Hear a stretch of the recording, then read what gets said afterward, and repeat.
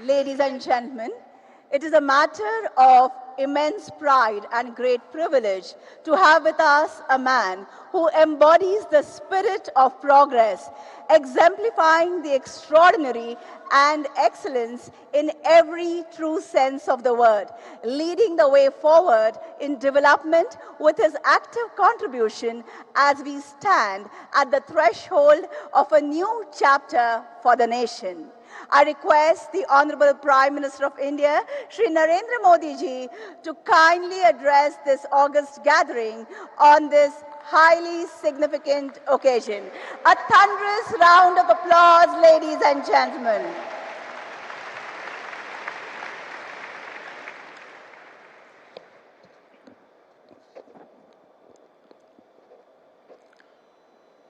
महाराष्ट्र के गवर्नर आचार्य देवव्रत जी, महाराष्ट्र के मुख्यमंत्री देवेंद्र फडणवीस जी, केंद्रीय मंत्रिमंडल के मेरे साथी सर्बानंद सोनोवाल जी, शांतनु ठाकुर जी, कीर्तिवर्धन सिंह जी, महाराष्ट्र के डिप्टी सीएम एकनाथ शिंदे जी, अजीत पवार जी, शिपिंग और दूसरी इंडस्ट्रीज से जुड़े लीडर्स, अन्य महानुभाव, देवी और सज्जनों, साथियों, मैं आप सभी का ग्लोबल मैरीटाइम लीडर्स कॉन्क्लेव में अभिनंदन करता हूं। साल 2016 में मुंबई में ही इस आयोजन की शुरुआत हुई थी और ये हम सभी के लिए खुशी की बात है कि आज ये समिट एक ग्लोबल इवेंट बन गई है।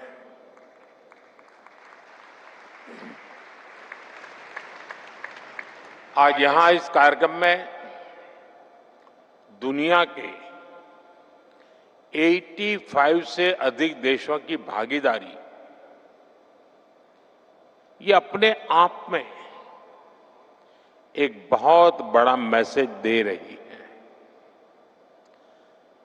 शिपिंग जायंट्स, उसके सीईओ से लेकर स्टार्टअप्स तक और पॉलिसी मेकर से लेकर इन्वेस्टर्स तक इस समय सभी यहां मौजूद हैं। स्मॉल आइलैंड नेशंस के प्रतिनिधि भी यहां उपस्थित हैं। आप सभी के विजन से इस समिट की सिनर्जी और एनर्जी दोनों बढ़ा दी है। साथियों, अभी यहां शिपिंग सेक्टर से जुड़े कई प्रोजेक्ट्स का शुभारंभ हुआ है। शिपिंग सेक्टर में हुए लाखों करोड़ रुपए के एमओयूज भी जारी हुए हैं। ये दिखाता है कि भारत के मैरीटाइम सामर्थ्य पर दुनिया का कितना विश्वास है। इस आयोजन में आपकी उपस्थिति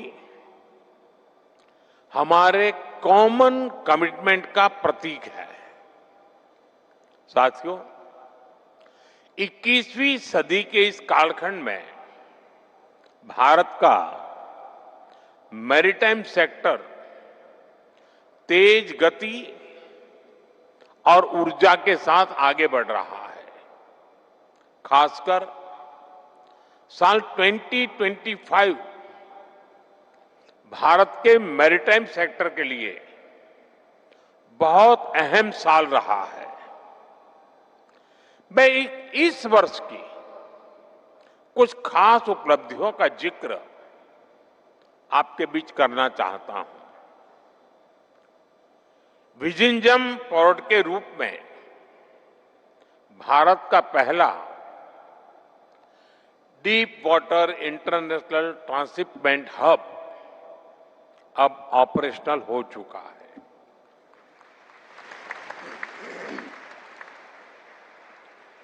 कुछ समय पहले ही दुनिया का सबसे बड़ा कंटेनर वेसल वहां पहुंचा। ये हर भारतीय के लिए गर्व का क्षण था। साल 24-25 में भारत के मेजर पोर्ट्स ने अब तक का सबसे अधिक कार्गो हैंडल करके भी नया रिकॉर्ड बनाया है।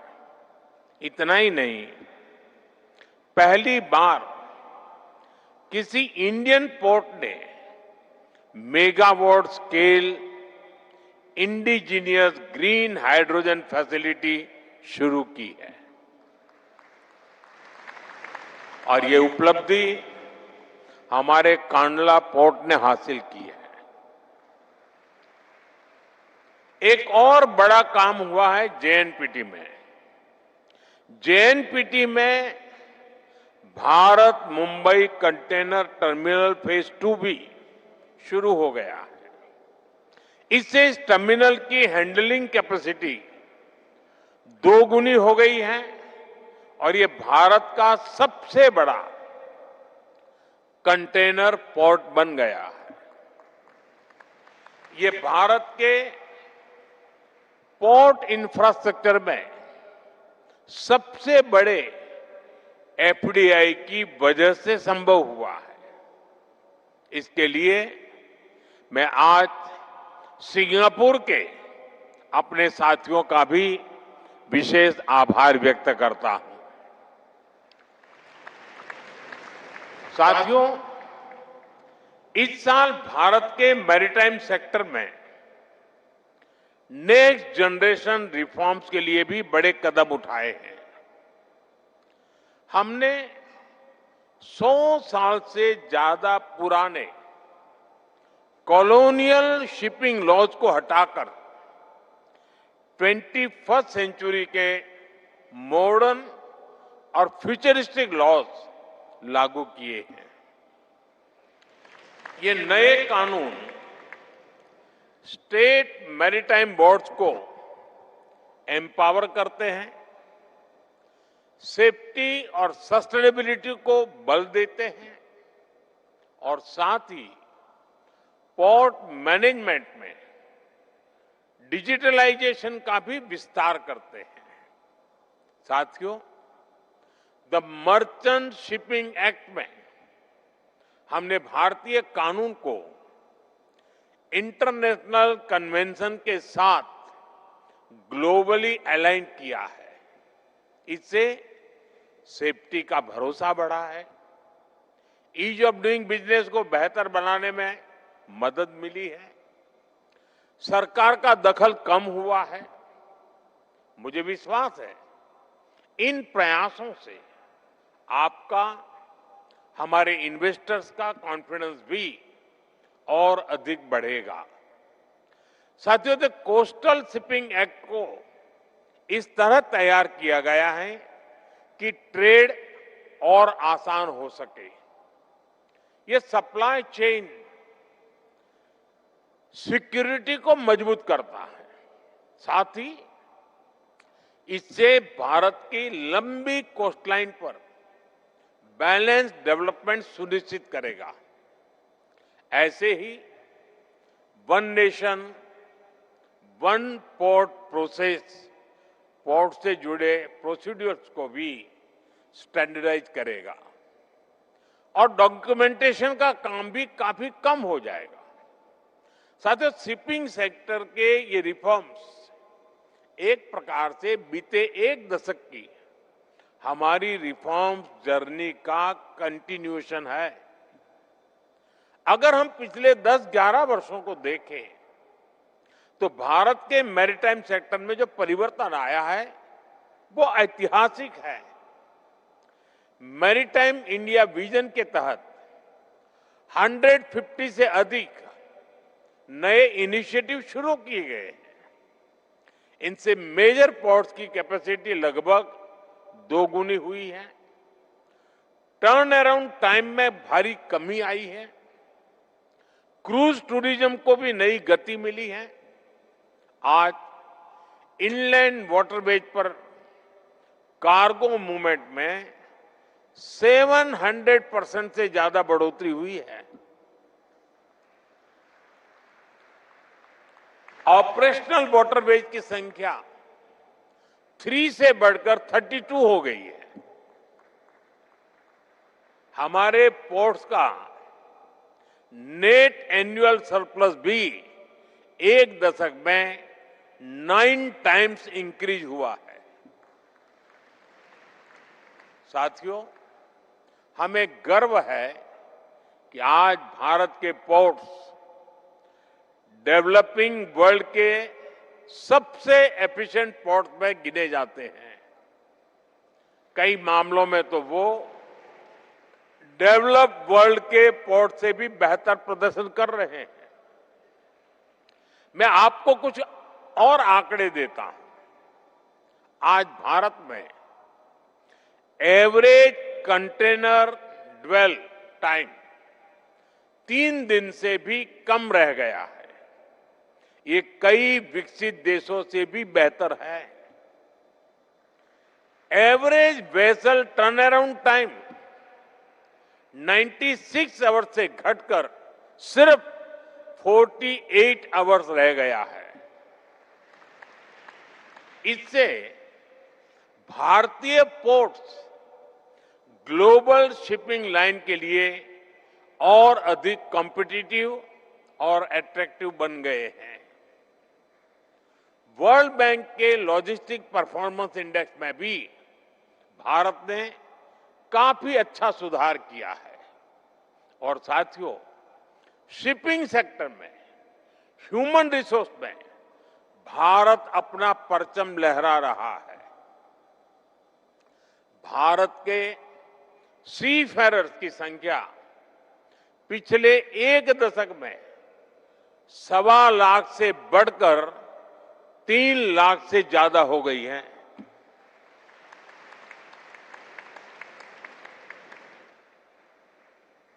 आप दुनिया के किसी भी समुद्री तट पर जाएंगे तो कोई न कोई शिप होगा जहां कोई न कोई भारतीय सीफेरर आपको मिलेगा। आज भारत सीफेरर की संख्या में के मामले में दुनिया के टॉप 3 देशों में आ चुका है। साथियों, 21वीं सदी का 1/4 हिस्सा बीत चुका है। इस सदी के अगले 25 साल और भी अहम है। इसलिए हमारा फोकस ब्लू इकोनॉमी पर है, सस्टेनेबल कोस्टल डेवलपमेंट पर है। हम ग्रीन लॉजिस्टिक्स, पोर्ट कनेक्टिविटी और कोस्टल इंडस्ट्रियल क्लस्टर्स पर बहुत जोर दे रहे हैं। साथियों, शिप बिल्डिंग भी आज के भारत की टॉप प्रायोरिटी में है। एक समय था जब भारत दुनिया के शिप बिल्डिंग का बहुत बड़ा सेंटर था। यहां से अजंता केव्स बहुत दूर नहीं है। वहां आपको 6th सेंचुरी का एक चित्र दिखेगा। इसमें एक 3-मास्टेड शिप का डिजाइन आपको मिलेगा। आप कल्पना कर सकते हैं 6th सेंचुरी के चित्र में 3-मास्टेड शिप का डिजाइन, और ये डिजाइन इसके सदियों बाद दूसरे देशों ने इस्तेमाल करना शुरू किया। सदियों का फासला था। साथियों, भारत में बने शिप ग्लोबल ट्रेड का अहम हिस्सा हुआ करते थे। फिर हम शिप ब्रेकिंग के क्षेत्र में आगे बढ़े। अब भारत फिर से शिप मेकिंग के क्षेत्र में नई ऊंचाइयां छूने के लिए अपने प्रयास तेज कर रहा है। भारत ने अब लार्ज शिप्स को इंफ्रास्ट्रक्चर एसेट्स का दर्जा भी दे दिया है। ये पॉलिसी डिसीजन इस कार्यक्रम में मौजूद सभी शिप बिल्डर्स के लिए नए रास्ते खोलेगा। इससे आपको फाइनेंसिंग के नए विकल्प मिलेंगे, इंटरेस्ट कॉस्ट घटेगी और क्रेडिट की सुविधा आसान होगी। और साथियों, इस रिफॉर्म को गति देने के लिए सरकार भी लगभग 70,000 करोड़ रुपीस इन्वेस्ट करेगी।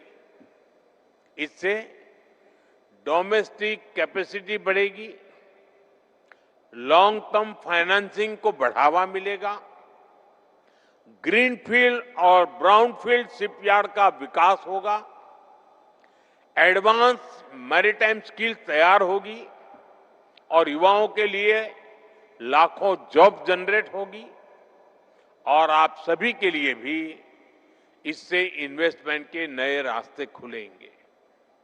साथियों, ये धरती छत्रपति शिवाजी महाराज की भूमि है। छत्रपति शिवाजी महाराज ने न केवल समुद्री सुरक्षा की नींव रखी, बल्कि अरब सागर के ट्रेड रूट्स पर भारतीय सामर्थ्य का परचम भी फहराया था। उनके विजन ने हमें दिखाया है कि समुद्र केवल सीमाएं नहीं, अवसरों के द्वार भी होते हैं। आज भारत उसी सोच के साथ आगे बढ़ रहा है। साथियों, भारत आज ग्लोबल स्तर पर सप्लाई चेन रेजिलियंस को मजबूती देना चाहता है।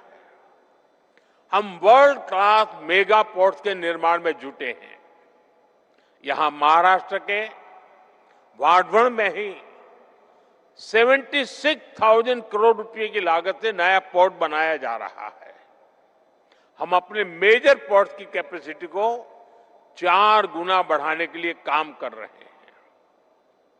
हम कंटेनराइज कार्गो शेयर में भी भारत का हिस्सा बढ़ाना चाहते हैं और इन सभी लक्ष्यों की प्राप्ति में आप सभी हमारे अहम पार्टनर हैं। हम आपके आइडियाज, इनोवेशंस और इन्वेस्टमेंट का स्वागत करते हैं। आप भी जानते हैं, भारत में पोर्ट्स और शिपिंग में 100% एफडीआई की अनुमति है। अभी पब्लिक प्राइवेट पार्टनरशिप तेजी से बढ़ रही है। Make in India, make for the world, इस विजन के तहत इंसेंटिव्स भी दिए जा रहे हैं। हम स्टेट्स को भी प्रोत्साहित कर रहे हैं कि वे इन्वेस्टमेंट को आकर्षित करें। इसलिए आप सभी अलग अलग देशों के इन्वेस्टर्स के लिए भी भारत के शिपिंग सेक्टर में काम करने का, अपना विस्तार करने का यही समय है, सही समय है।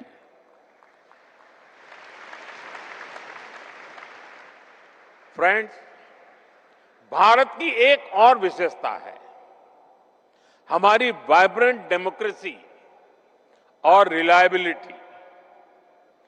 When the global seas are rough, the world looks for a steady lighthouse. और भारत ऐसे लाइट हाउस की भूमिका को बहुत मजबूती से निभा सकता है। ग्लोबल टेंशंस, ट्रेड डिसरप्शंस और शिफ्टिंग सप्लाई चेन्स के बीच भारत स्ट्रेटेजिक ऑटोनॉमी, पीस और इंक्लूसिव ग्रोथ का प्रतीक है। हमारे मैरीटाइम और ट्रेड इनिशिएटिव्स इसी बड़े विजन का हिस्सा है। इसका एक उदाहरण है India middle east Europe economic corridor. ये ट्रेड रूट्स को फिर से डिफाइन करेगा। ये क्लीन एनर्जी और स्मार्ट लॉजिस्टिक्स को बढ़ावा देगा। साथियों, आज हमारा फोकस इंक्लूसिव मैरीटाइम डेवलपमेंट पर भी है। ये तभी संभव है जब स्मॉल आइलैंड डेवलपिंग स्टेट्स और लीस्ट डेवलप्ड कंट्रीज को टेक्नोलॉजी, ट्रेनिंग और इंफ्रास्ट्रक्चर के माध्यम से सशक्त बनाया जाए। Climate change, supply chain disruption, economic uncertainty और मैरीटाइम सिक्योरिटी, हमें मिलकर इन सभी का सामना करना होगा। साथियों, आइए हम सब साथ मिलकर पीस, प्रोग्रेस, प्रॉस्पेरिटी को और तेजी से आगे बढ़ाएं। एक सस्टेनेबल फ्यूचर का निर्माण करें। एक बार फिर आप सभी का इस समिट का हिस्सा बनने के लिए अभिनंदन। आप सबको बहुत बहुत शुभकामनाएं। Thank you.